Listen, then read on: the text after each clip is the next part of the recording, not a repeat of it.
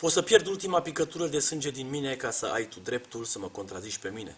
Asta înseamnă de fapt democrație. Cine a zis asta se știe, păcat că nu mai e. E acela ce purta papionul cu mândrie, e acel Ion ce schimba o Românie.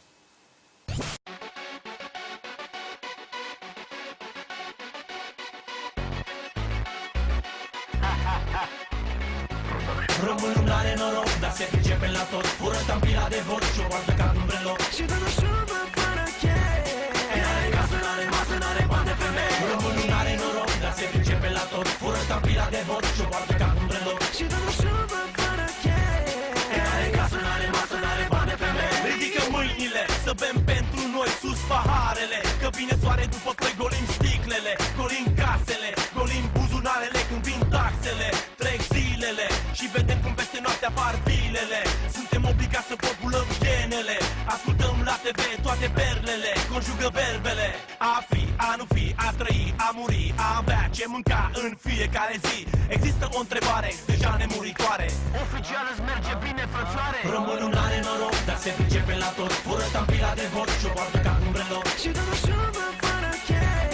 N-are casă, n-are masă, n-are bani de femeie. Românul n-are noroc, dar se pricepe la tot. Fură tampila de vot și o poartă ca un breloc. Și dă o șubă fără cheie.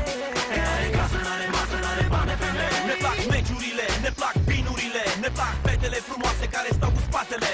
Pune maneaua, scoate sarmaua, scoate și țuica și telemeaua. Pentru că acolo unde ei nu mai pot, întotdeauna venim noi și luăm tot. Și ce dacă americanii ne spun not, trecem oceanul câteva ore de not. Și când taxele cresc, românii stau.